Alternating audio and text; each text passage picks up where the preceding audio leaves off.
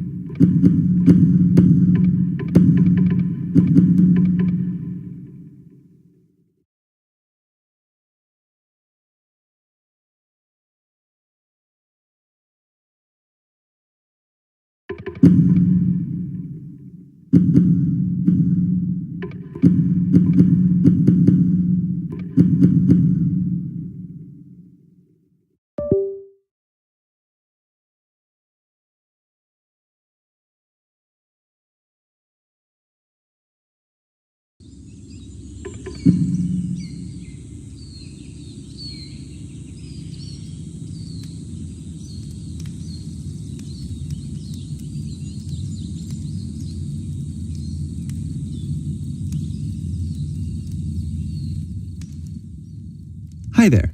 Thank you very much for playing the Beginner's Guide. My name is Davey Reedon. I wrote The Stanley Parable, and while that game tells a pretty absurd story, Today, I'm going to tell you about a series of events that happened between 2008 and 2011. We're going to look at the games made by a friend of mine named Coda. Now, these games mean a lot to me. I met Coda in early 2009 at a time when I was really struggling with some personal stuff, and his work pointed me in a very powerful direction. I found it to be a good reference point for the kinds of creative works that I wanted to make. So just to start you off, this is, I think, the first game he ever made. It's a level for Counter-Strike. You can walk around here, by the way. And mostly it's just Coda learning the basics of building a 3D environment. But what I like is that even though he starts from the simple aesthetic of a desert town, he then scatters these colorful abstract blobs and impossible floating crates around the level. And of course, it destroys the illusion that this actually is a desert town, and instead this level becomes a kind of calling card from its creator. It's like a reminder that this video game was constructed by a real person. And it kind of makes you wonder, what was going through his head as he was building this? This is what I like about all of Coda's games. I mean, not that they're all fascinating as games, but that they are all going to give us access to their creator. I want us to see past the games themselves. I want to get to know who this human being really is. And that's exactly what we're going to do here. So, it's 2008, Coda starts making these games, and he never releases any of them. He doesn't put them onto the internet, he just makes them and then immediately abandons them, and they sit on his computer forever. And I think he really understood this image of himself as a recluse. At one point, he jokingly renamed his computer's recycling bin to Important Games Folder. So, this was just how he worked. He tended to crank them out one after the other without even really pausing to try to understand what he had just made, until suddenly one day, he just stopped. In 2011, that was it. He made his last game, and then he hasn't made another one since. And that's why I've taken this opportunity to gather all of his work together, is because I find his games powerful and interesting, and I'd like this collection to reach him, to maybe encourage him to start creating again. And if the people like you who play this also happen to find his work interesting, then I'm sure it'll just send that much stronger of a message of encouragement to Coda. So thanks for joining me on this. If you have a particular interpretation that I haven't mentioned here, or if you just need to get in touch, you can email me at daveywreden@gmail.com. Okay, that's about it for introduction. Let's take a look at Coda's first proper game. As each game is loading, I'll show you the date that it was completed. This first one was made in November 2008.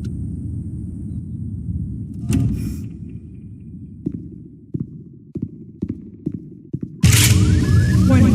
Whisper machine active. Ship destruction imminent. This game is called Escape from Whisper, and it's one of the more generic games you'll see from Coda.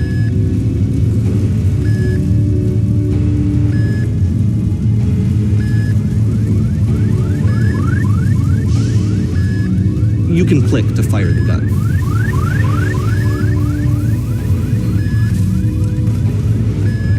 Security call breached.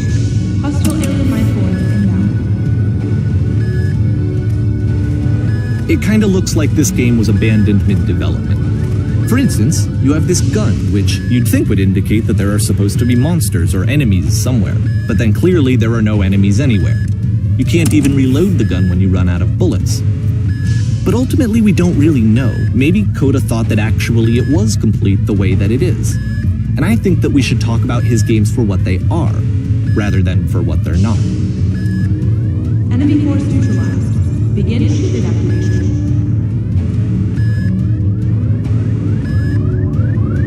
I love how you can see the bottom of the universe from this room.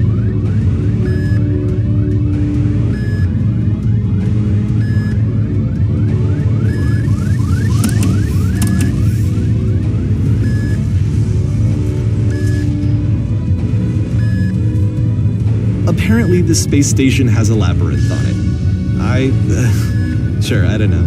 There's really no reason for it that I've ever been able to discern, so in the interest of time, I'm just gonna skip you on past it. Okay, this is the part that's interesting.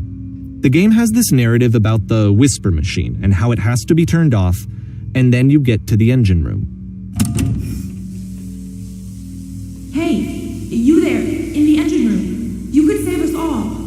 That beam is powering the whisper machine. We could disrupt it by introducing a great enough heat signature.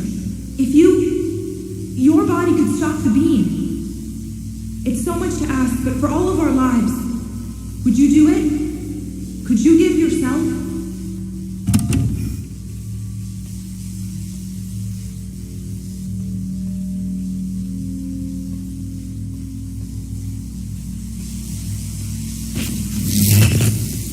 Let me pause here for a second. What you just experienced, stepping into the beam and then dying, is probably what Coda had initially intended when he was developing this level. But when he first compiles and plays it, something goes wrong. There's a bug somewhere. And this is what happens instead.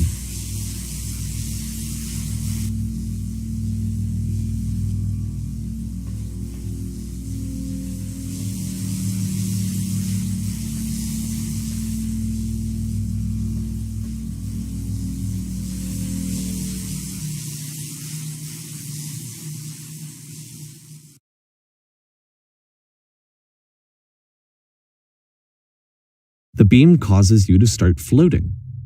And this is an important moment for him.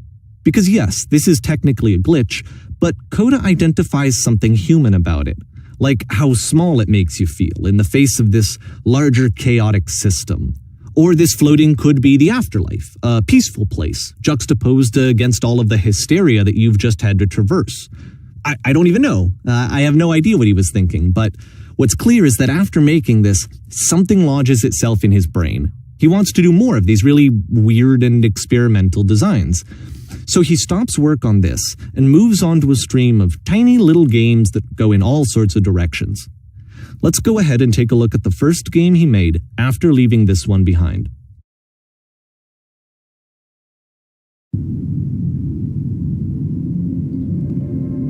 Yep, in this game you can only walk backwards.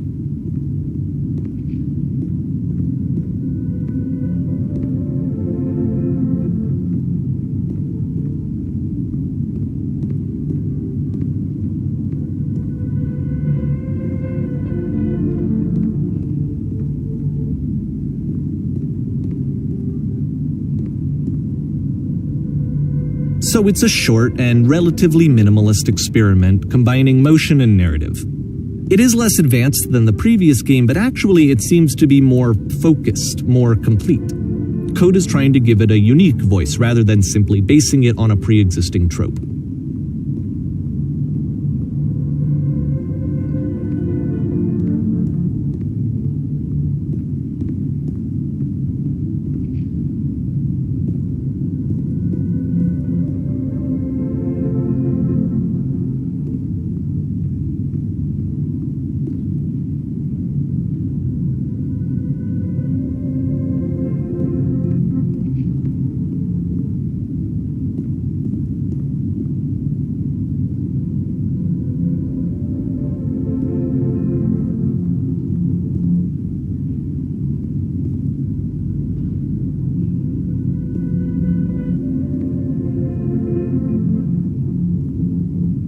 It's a short little thought, it says what it wants to say, and then it ends. Didn't need anything more than that. Which to me is why it works, because it gets out quick. Okay, next one.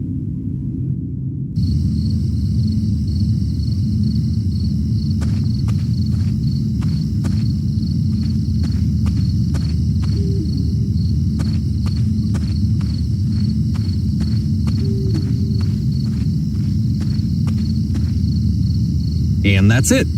Okay, the meaning of this game won't be clear just yet. Please be patient with me for a few more games, and I promise you'll see what makes it interesting.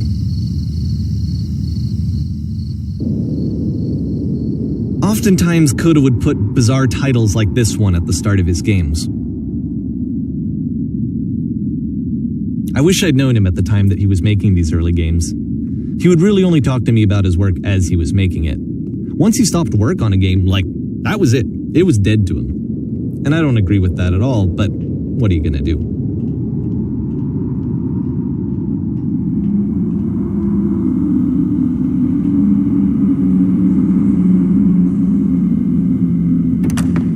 Once you've been slowed to an absolute crawl, the door at the top of the stairs opens. So why, If Coda's not showing these games to anyone, why bother opening the door at all? Well, to show you, I'm modifying the game here so that when you press enter, it'll bring you back up to full speed so you can enter the door for yourself.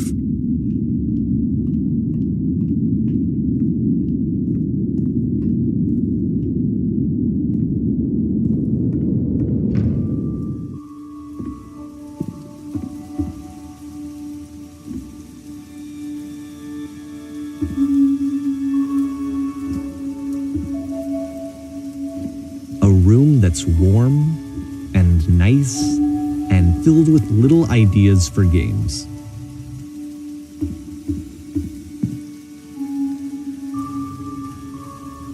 Coda would often tell me that he didn't mind if people thought of him as cold or distant. He said that he knew that he was actually a vibrant and compassionate person, but that it takes time to really see that. It can be a very slow climb to get there.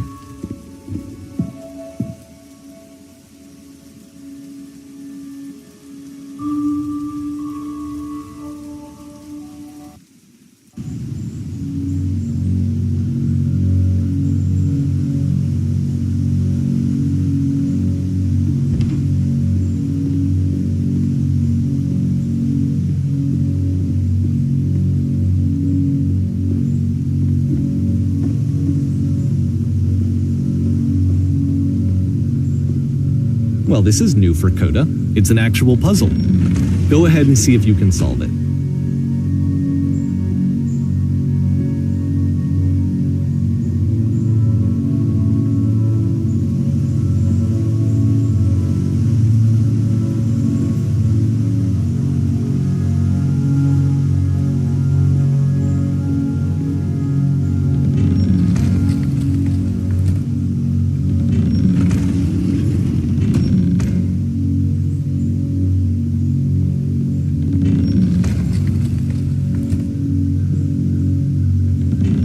Don't forget that solution, because we're going to see this puzzle again soon. We're going to see it a lot.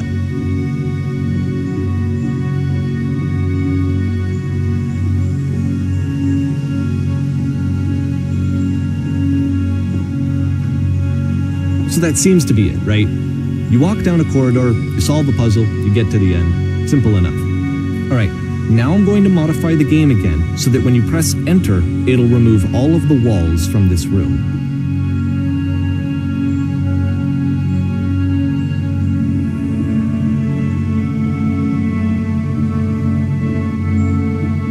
How about that? There was more to it than we had any way of knowing. I actually find it funny that this game comes after the Stairs game, since they essentially convey the opposite idea. So, in the Stairs game, a dull exterior concealed a rich interior. And then, in this level, a dull interior hides this fantastic outer world. Either way, I think that the point is the same, is that most of the time you don't get to know what you're missing, or even that you're missing anything. That's not your role as a player. So if your role here is not to understand, then what is it?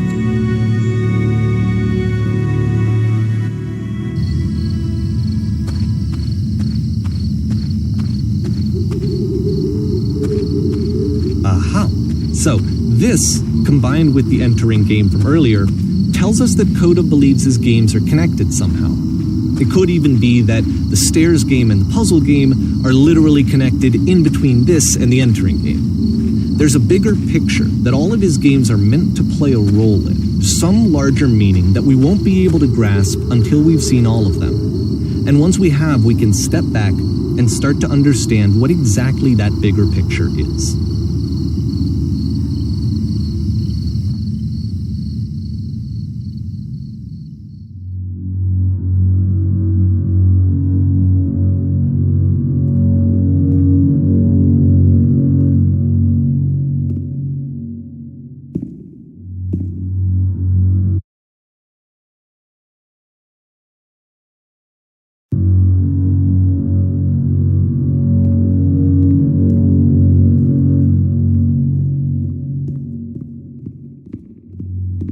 Let's talk about video game development for a second. Every video game runs on what's called an engine, which determines what the game can and cannot do.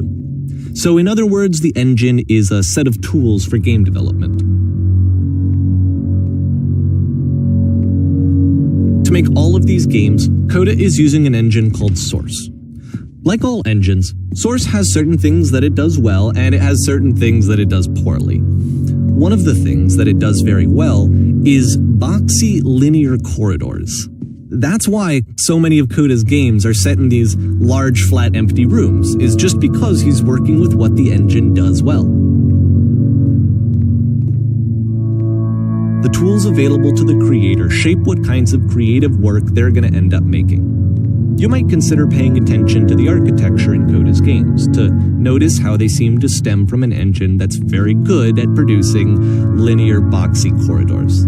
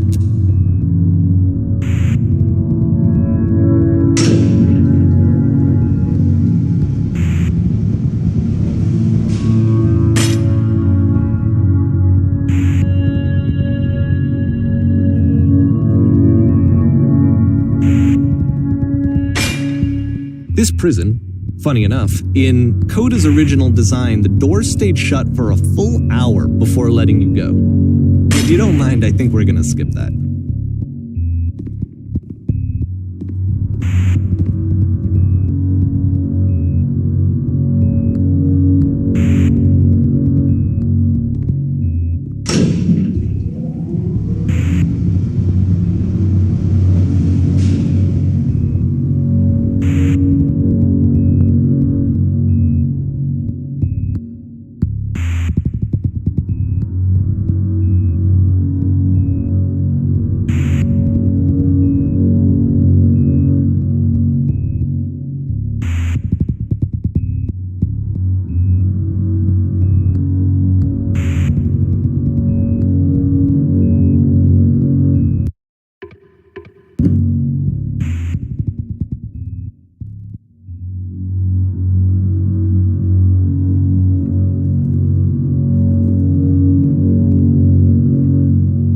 Let's talk about video game development for a second.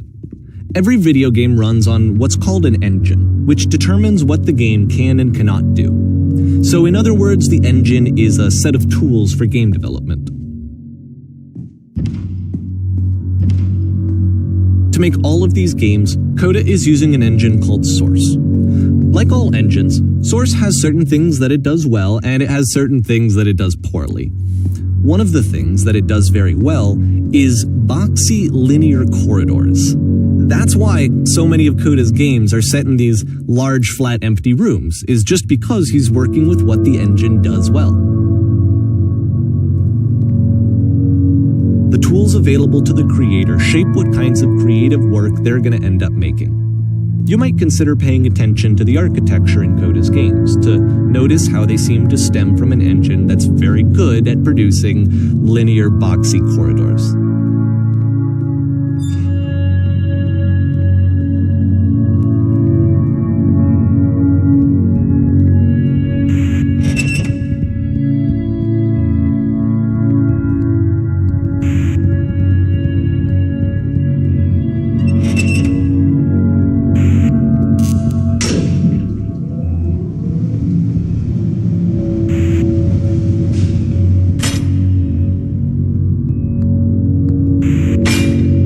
This prison, funny enough, in Coda's original design, the doors stayed shut for a full hour before letting you go.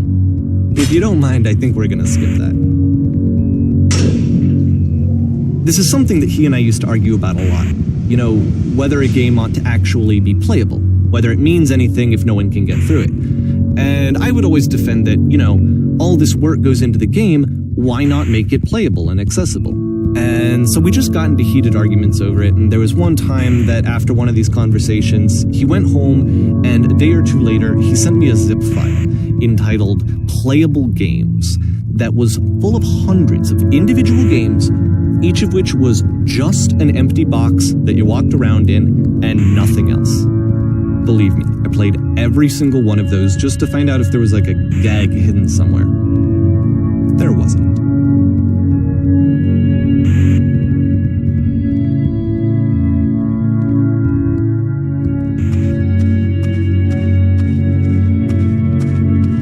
It's the puzzle again, with the exact same solution as the last time.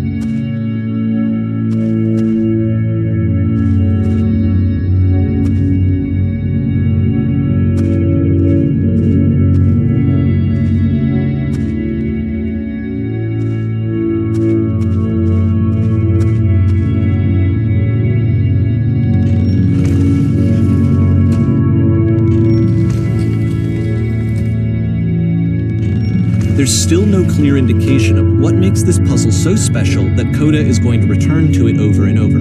But I promise I'll share with you my interpretation very shortly.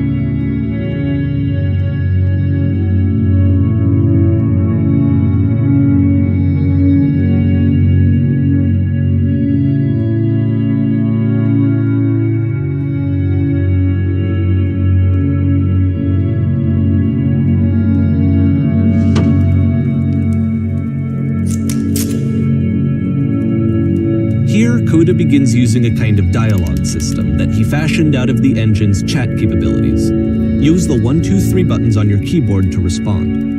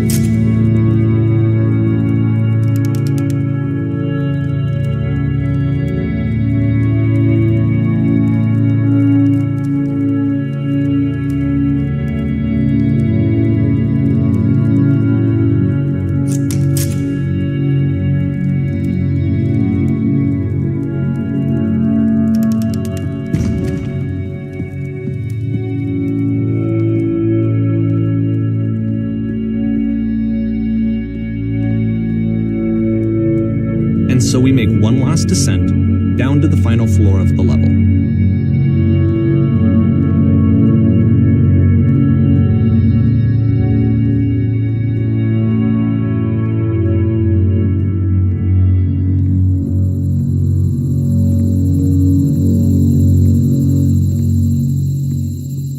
It's a lamppost. Okay, I can't tell you quite why, but for some reason Coda fixates on this lamppost. It's going to appear at the end of every single one of his games from here on out. I'll tell you what I think. I think that up to this point, you know, he's been making really strange and abstract games with no clear purpose, And maybe you can only float around in that headspace for so long. Because now he wants something to hold on to. He wants a reference point. He wants the work to be leading to something. He wants a destination, which is what this lamppost is. It's a destination. We're going to see it in the work as well. His games are just going to become a lot more cohesive, a lot more fully developed, with more of a clear idea behind them. And as we go, that idea will get clearer and clearer and clearer.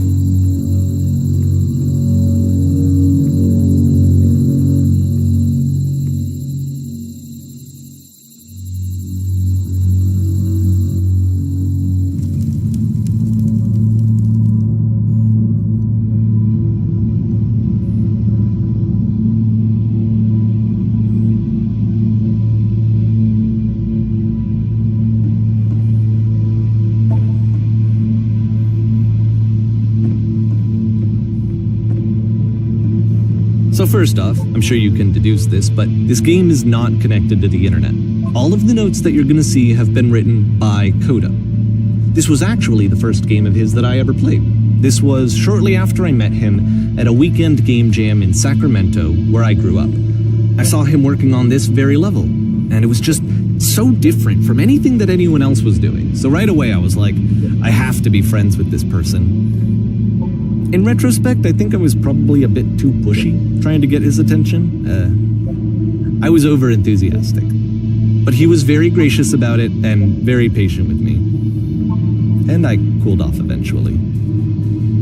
Oh, feel free to skip over any of these notes if they're not doing anything for you. Nothing extra is going to happen if you read all of them. Either way, to me they convey a sense of loneliness. I see this person who's filled with thoughts and feelings and beliefs and has no way to express them except as scattered and unheard voices in a game that wasn't meant to be played.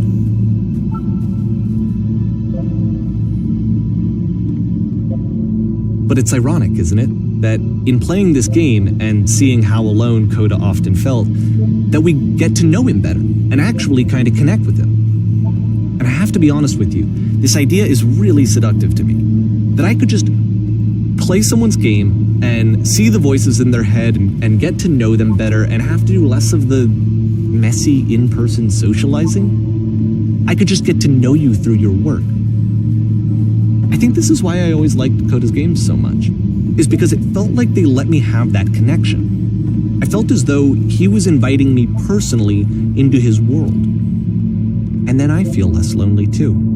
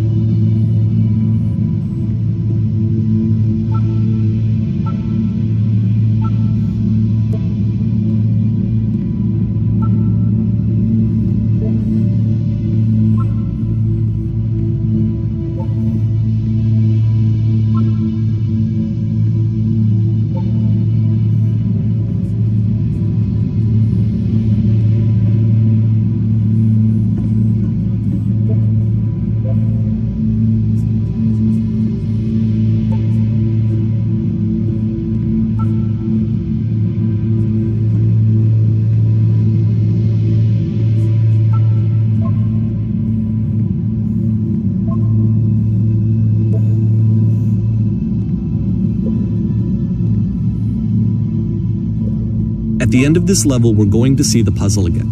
And here, I'll tell you what I think the puzzle means. Each of these games represents an idea that was on Coda's mind at the time that he was making it. And the puzzle is a way of closing the door on a previous chapter of his life before moving on to the next one. In each of his games, after exploring a theme that, he might find difficult, Coda can then place this puzzle that he knows has a reliable solution, he understands exactly how it works, and so it gives him a simple mechanism for moving on.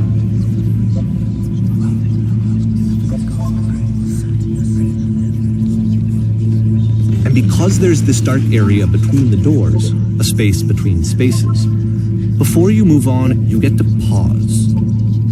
Just for a moment, a few seconds to reflect on and let go of the events that led you here, to step back and connect the pieces together, to grasp at that elusive bigger picture.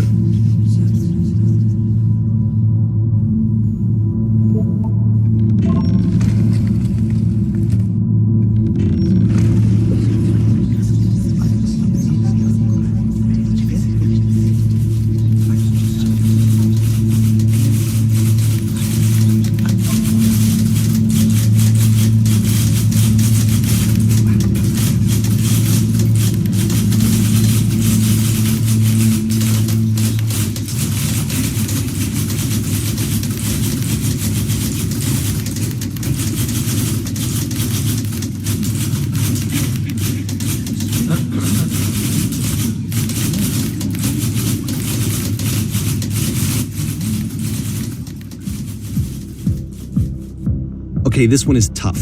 It's gonna kind of just spin its own wheels for a few minutes. Hang with it.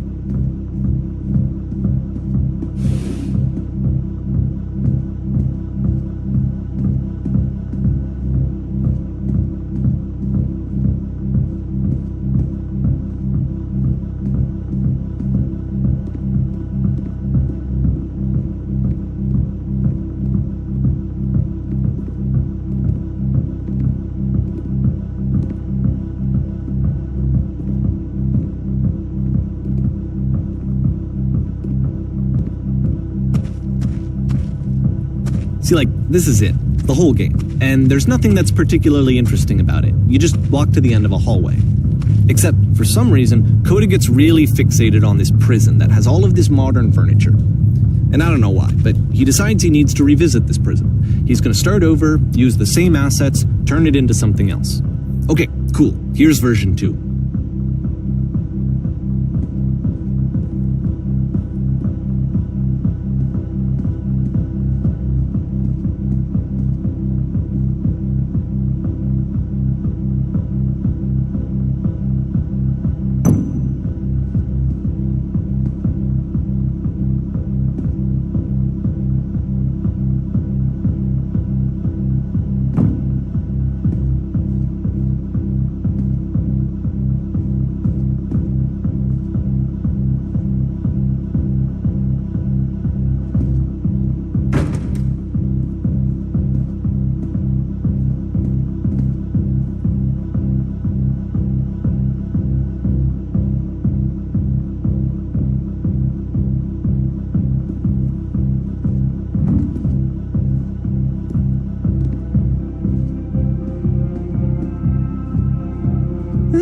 There's a bit more to this one, but still it's not really communicating anything. It's kind of just weird for weirdness' sake.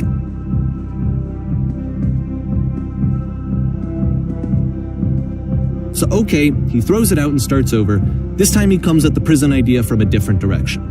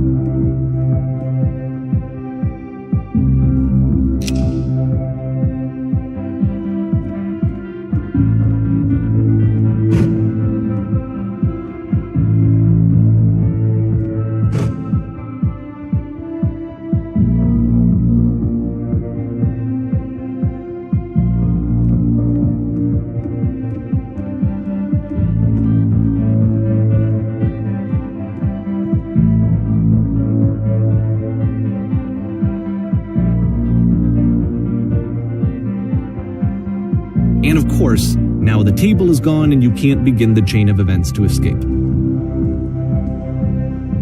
Here's a version where there are no bars, but you can't actually get to the well. And then a version where the inside of the prison is the outside and the outside is the inside. Let me just blink you real quick through a few more of these. I mean, he really unloaded on this prison idea. There's nearly a dozen. Personally, I think it's awful to watch this, to see a person basically unraveling through their work. And for what? Like, at what point do you just go, maybe there are game ideas other than this prison that I could be working on? But Coda doesn't have that voice telling you to stop, that particular mechanism of defense against yourself. Without it, you just spiral. And so he keeps going and going and going and going and going, and then he hits on something. And he likes it. And that's it. He's done. He stops making prisons. This is the very last version of the prison game that he created. And the reason I think it works is that the prison is not actually in it.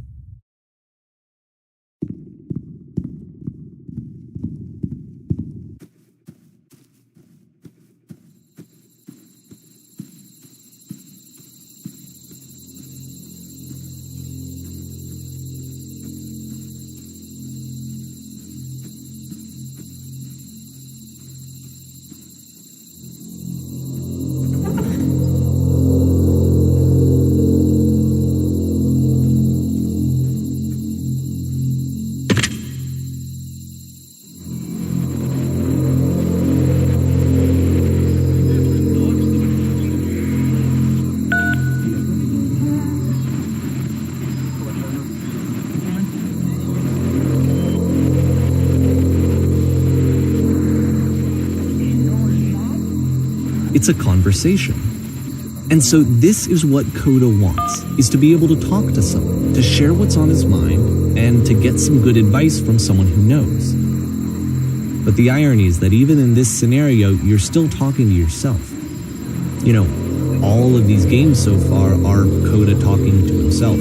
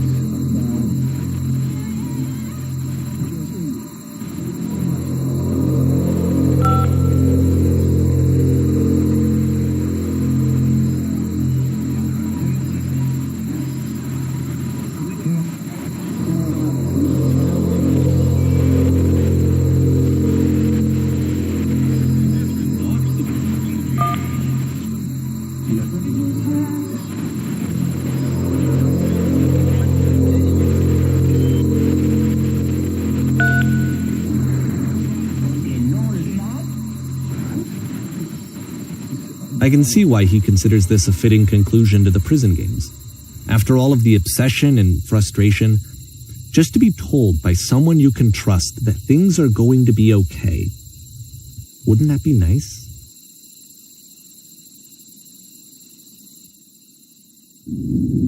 So what would it look like if Coda wanted to make a game about talking to someone other than himself?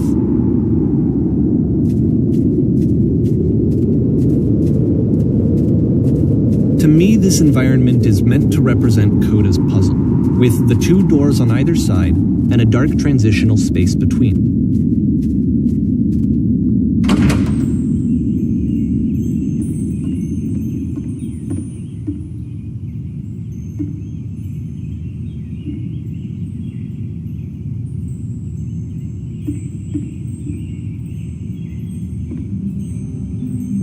you'll notice that the quality of the art is a step up from previous games, including this new and improved chat system, which he started using from this point on. From here on out, he begins putting much more effort into the visual polish of his work, and this particular game took 2 months to create as a result.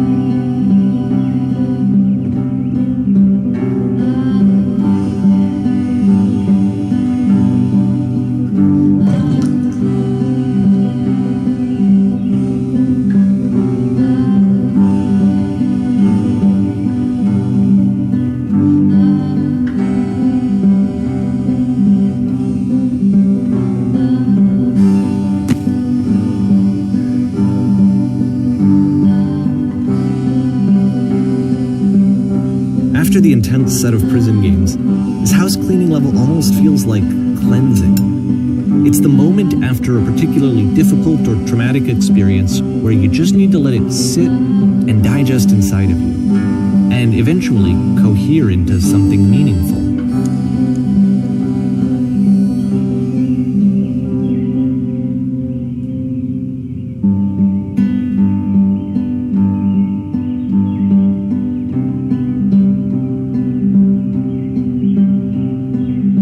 I know that Coda really liked this game. Of all of his work, actually, this was the only one that he called me up to ask me to come over and look at it.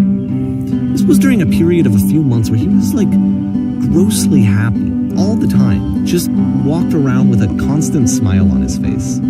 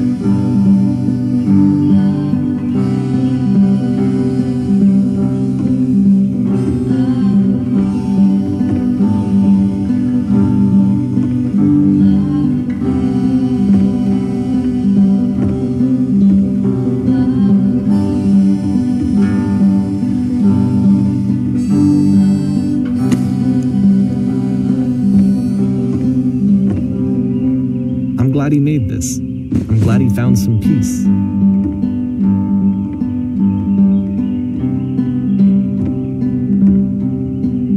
But, of course, it can't last. The music stops, your companion is gone, it's time to leave. The door at the top of the hill is now open as well. Again, you can't stay in the dark space for too long. You just can't. You have to keep moving. It's how you stay alive. Which is the whole point of the puzzle doors, right? That sooner or later you have to pick up and move. I really thought that was the point of it.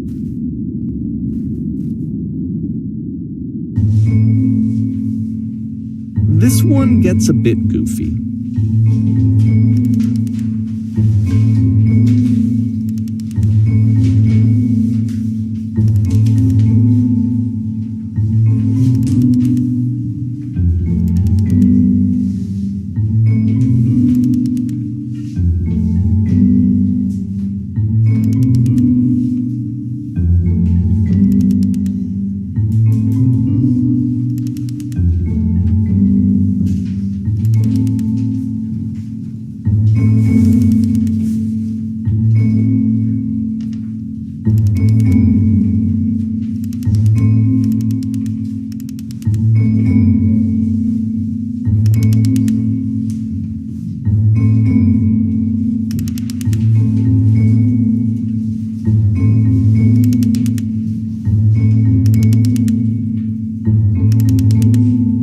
About halfway through the game, the perspective shifts.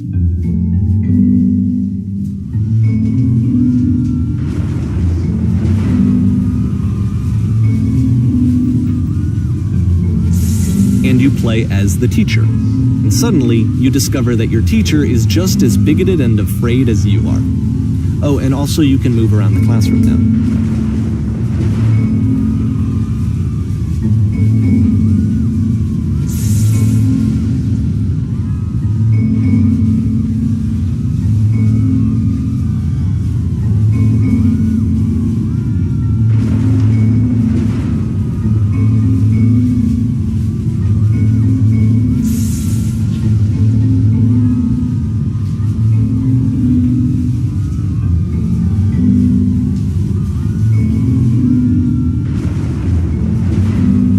Pretty hard for this one. I feel like it's one of the most relatable experiences that you can have. To assume that some other person is perfect and totally fulfilled in every way and completely miss all of the little flaws that make them painfully human. I think about this game a lot these days.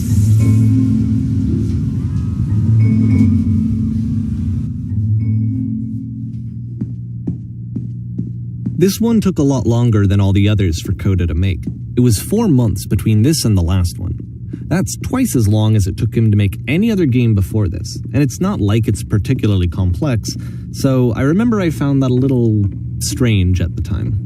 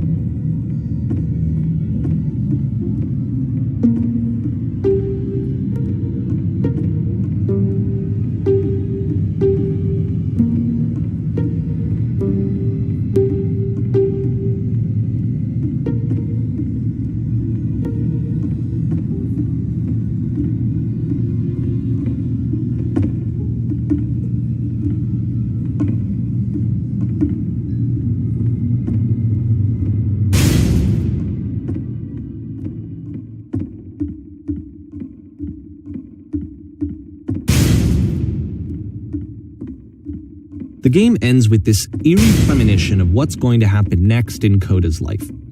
The solution, social anxiety, to fears of having to perform and having to chase success, the answer for Coda is to withdraw, to hide himself away. Which is what leads to scenarios like the stairs that slowed you down several games ago, where it just becomes harder and harder to access Coda's inner landscape because he keeps retreating. He just keeps backing away from possible connections to anyone other than himself. And to be honest, I didn't consider it very healthy when I first played this game. It looked to me like he was trying to justify the idea of just disconnecting yourself from the world. And that wasn't what I wanted for him or for his games. Because I feel like a lot of his games are inviting me to connect with this person, to bring him closer. But what can you do? After this, Coda went off and took another 5 months to make a new game.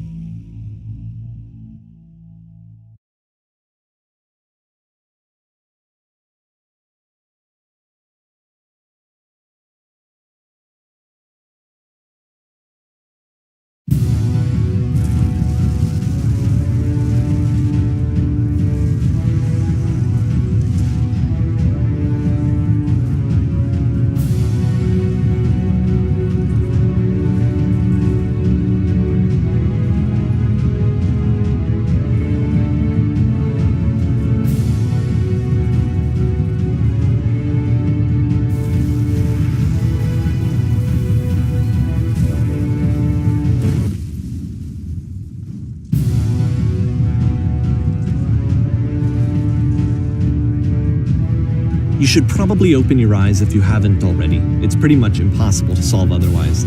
And there is a solution, by the way.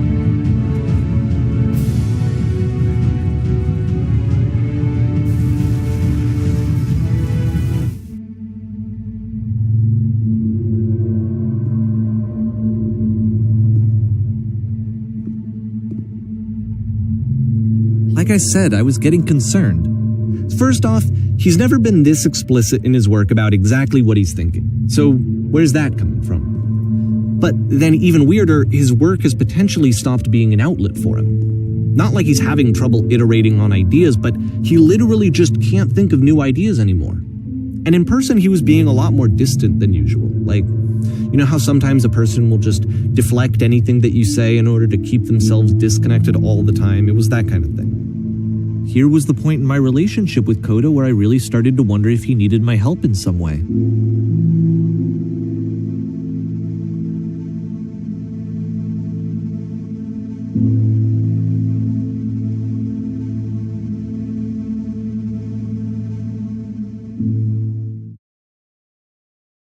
His games are going to get more desperate from here on out. After this game, it's almost 6 months before he finishes something new.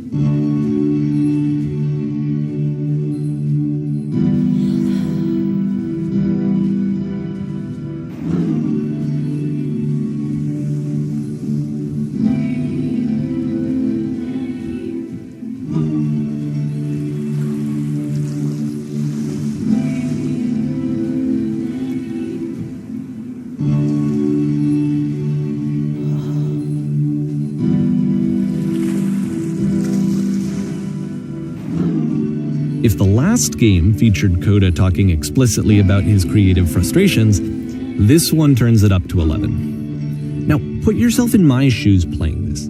Here's a friend whose work is exhibiting signs of struggle, frustration, anxiety, depression, even. And yet still, he keeps making games.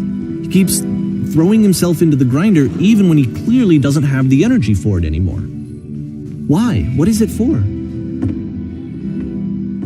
Because from my perspective at the time and just what I knew of him, this was a result of how isolated he was. He was in his own little bubble, just sitting at his computer all day, not really showing these games to anyone, not releasing them onto the internet. And so he didn't have anyone outside of himself to connect with.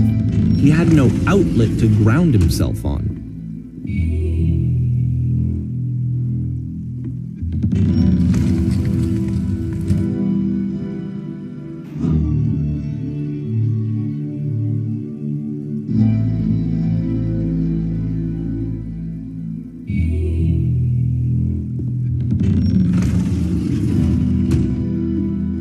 You can't talk yourself out of loneliness. It doesn't work that way. You can't be the one writing both the questions and the answers. Then there's no movement. Then there's no circulation. If all of your anxieties are being channeled into your work, then if the work ever fails, you have no backup and you're just going to crash.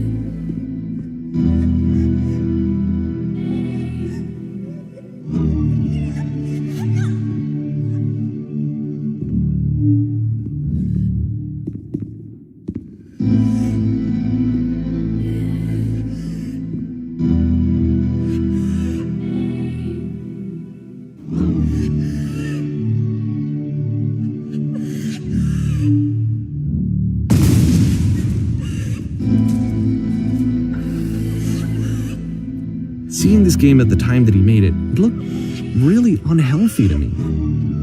I was watching him do this to himself, and I hated it. I hated seeing him so trapped. It's like, video games are not worth this amount of suffering. This is someone I really cared about. And I used to get so much joy out of seeing him create. For him to suddenly become angry and frustrated like this, it was the worst thing for me.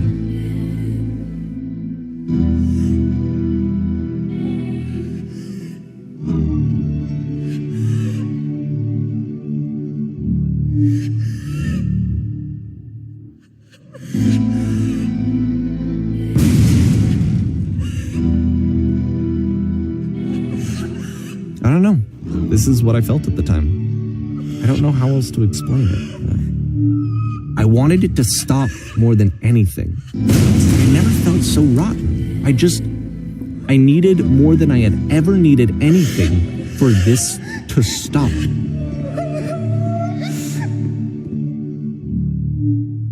But it didn't stop. After finishing this one, Coda takes another 7 months and comes up with a new game.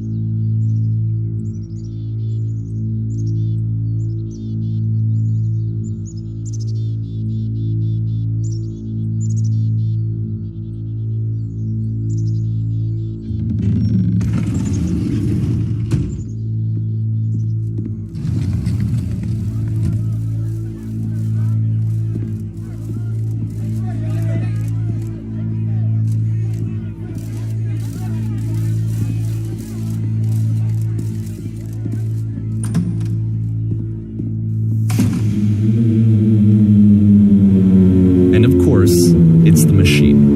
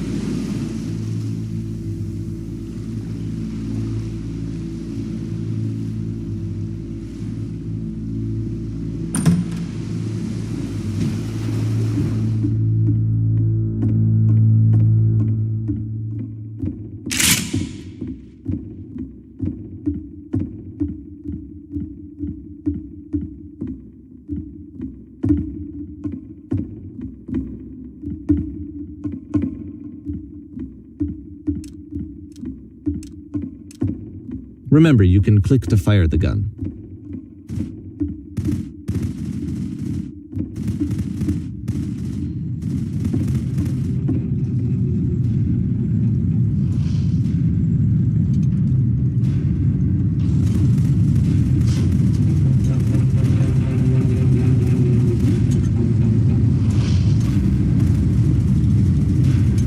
So now the work is becoming self-destructive.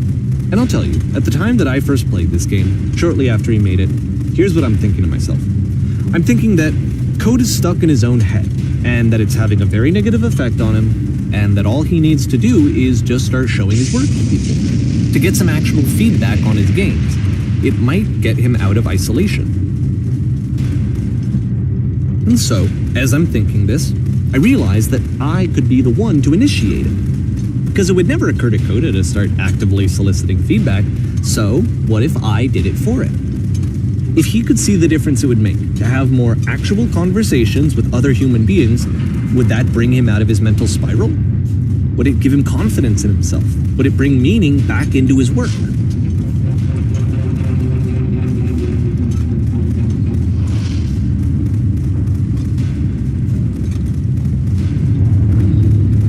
So I started showing Coda's work to people.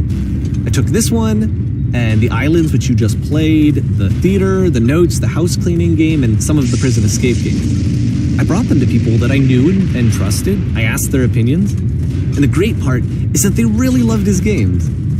You know, the point of it all was just to give him some external reference point, but they genuinely loved his work. There was nothing for him to be afraid of.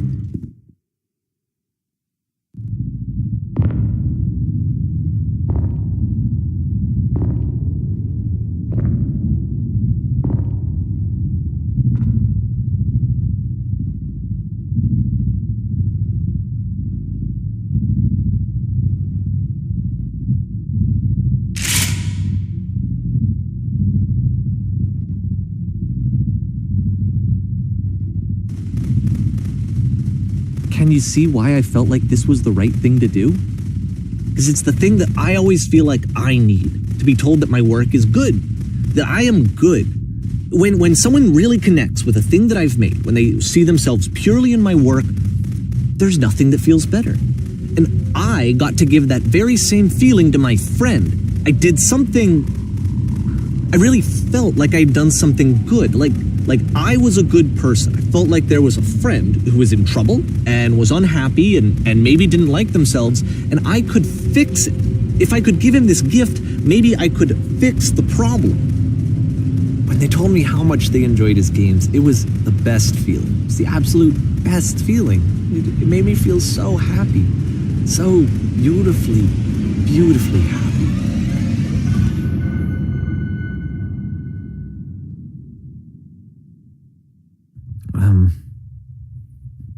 So anyway, Coda finishes this game, and then really he just kind of takes off for a while.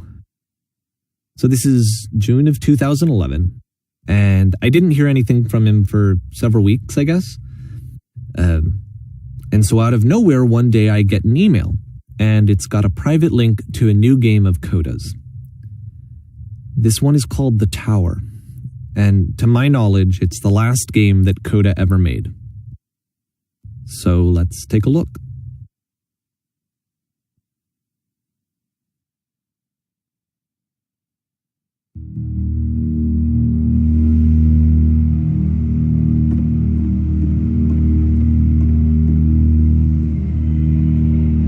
And this is where I have trouble saying anything meaningful about Coda's work.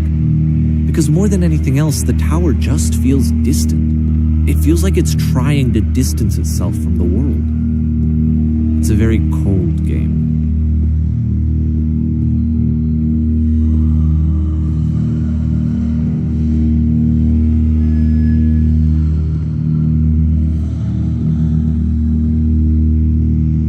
This room actually has a maze in it. Except that all the walls of the maze are invisible. And then every time you touch one of the walls, there's this awful flashing and noise, so the experience is really miserable. The game goes beyond not being meant to be played, it actually seems to despise the player for trying to play it at all. But I do want to show you the rest of the levels, so when you're ready to continue, press enter and I'll put a bridge over the maze.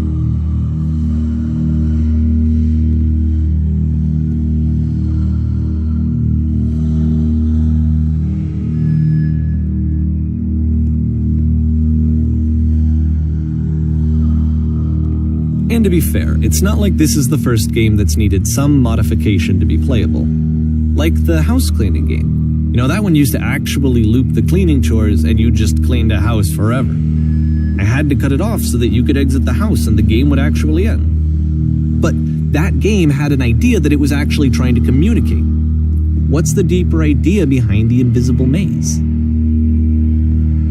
The only way past this challenge is to randomly guess the 6-digit code. Like the invisible maze, it's frustrating to me, because it's the opposite of everything else that Coda has made. It doesn't encourage thought or engagement. It doesn't ask anything of me, except a lot of my time. If I could have reached him during this time, then maybe I could have asked him, but I couldn't. I still don't really understand why this is here. I'll put the code on the ground for you here, though, so that we can move on.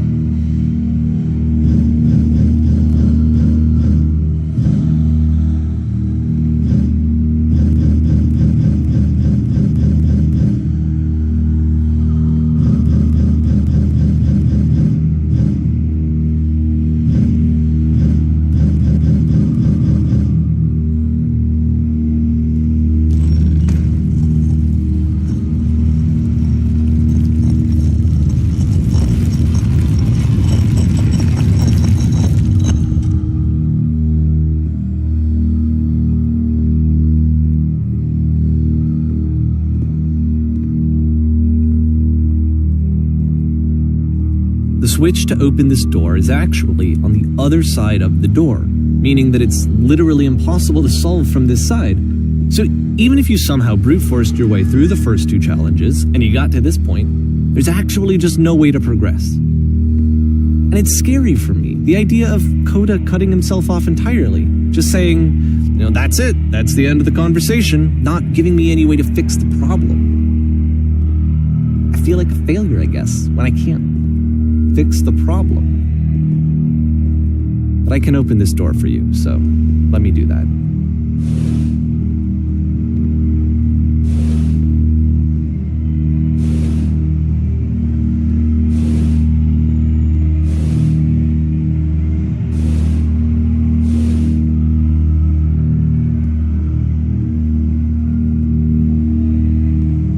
Was I a failure for not understanding this game? I don't know why I would be. It's not like everything needs to have a solution, but I feel it somehow. I feel like I failed, and I don't understand why.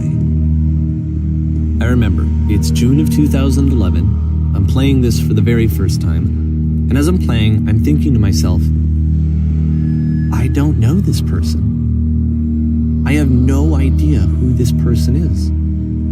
It wasn't the guy I knew. It wasn't my friend. I had come to so many conclusions from looking at all of his work up to this point, and then suddenly none of them... I had been trying to, though. That was the thing. For years, I was trying to get to know him, to understand who he actually was and what he stood for. I asked him so many times to please just tell me what his games mean to him. I asked him please to tell me what the 3 dots mean. And he wouldn't.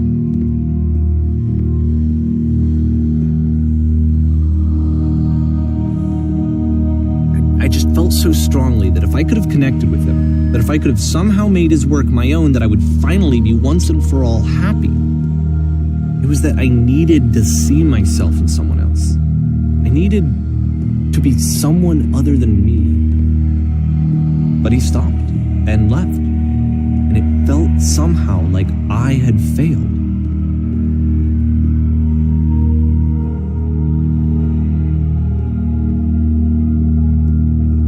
Where did I screw up?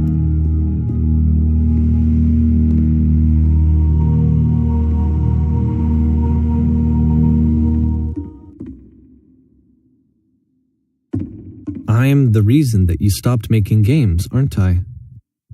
It's because of what I did. I poisoned it for you.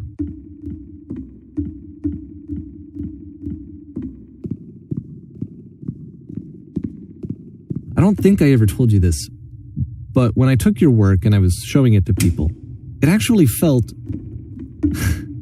it felt as though I were responsible for something important and valuable. And the people who played them, they treated me like I was important. They really listened and cared about what I had to say. Even though I was showing your work, I felt good about myself. Finally, for a moment, while I had that, I liked myself.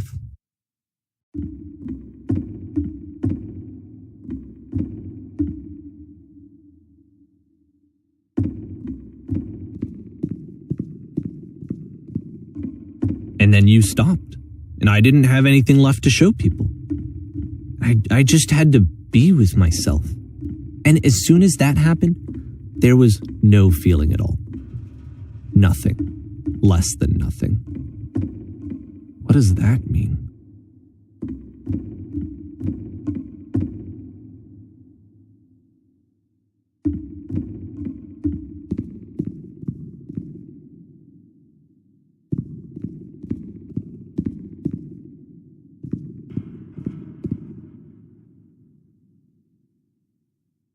I'm afraid that I did something really stupid because I don't like myself.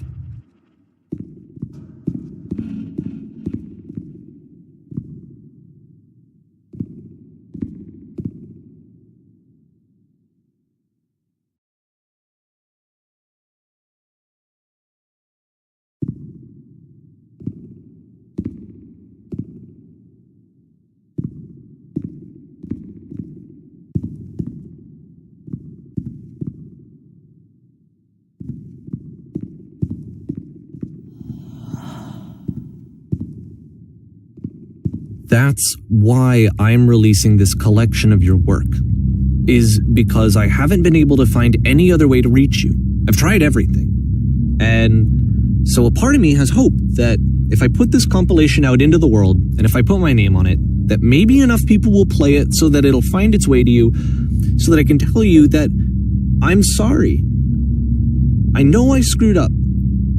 If I apologize to you truly and deeply, will you start making games again? Please, I need to feel okay with myself again. And I always felt okay as long as I had your work to see myself in. I mean, is something wrong with me? Because I know that I did an awful thing, and I'm doing it again right now. Like, I'm showing people your work, but I can't stop myself from doing it. That's how badly I need to feel something again, like I'm an addict. There has to be something wrong with me.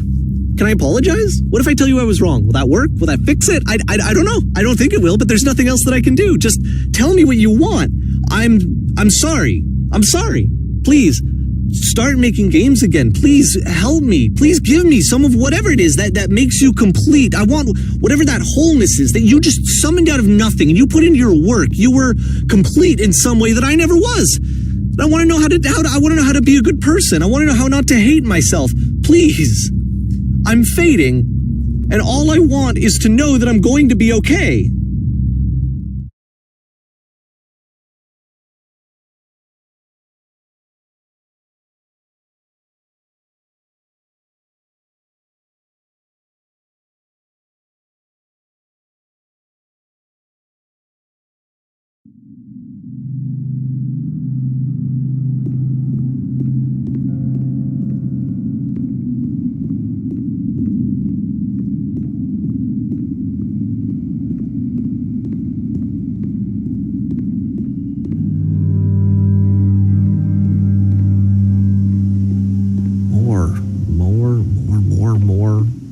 More love, more praise, more people telling me that I'm good. Always more. It's like a disease.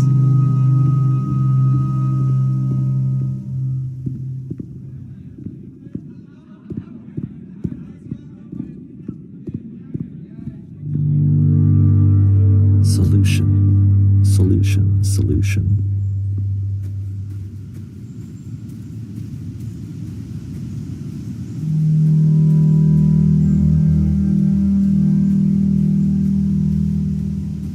I guess if someone had told me ahead of time that he just really enjoyed making prison games, maybe I wouldn't have thought he was so desperate.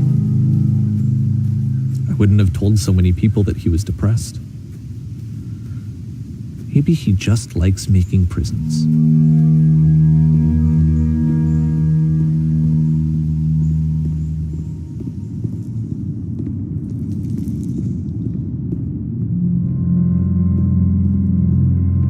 Even now, the disease is telling me to stop.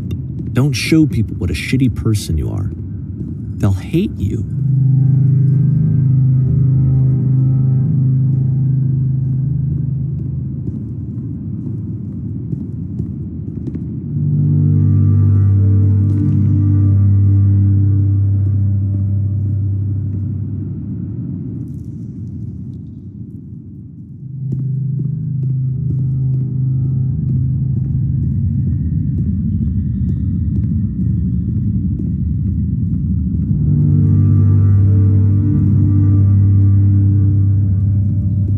If I knew that my life depended on finding something to be driven by other than validation, what would that even be? It's strange, but the thought of not being driven by external validation is unthinkable. Like, I actually cannot conceive of what that would be like.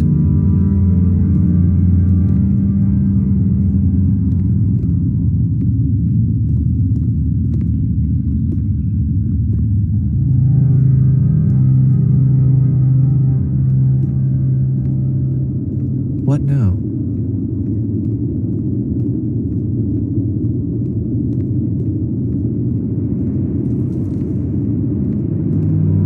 I think I need to go.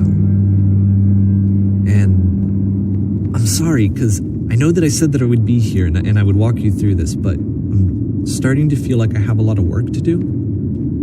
I have a lot that I need to make up for. And so I'm just gonna Okay.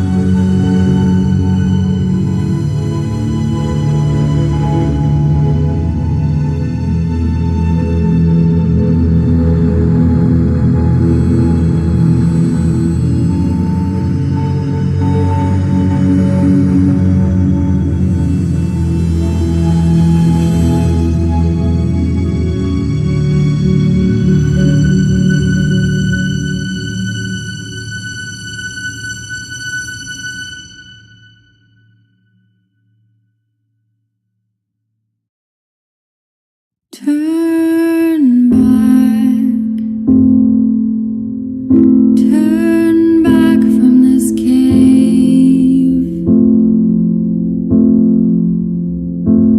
You said, let me prove that I'm brave. Let me keep going. But the cave goes for miles and miles and miles, and you're so tired, but I know that you're strong, so turn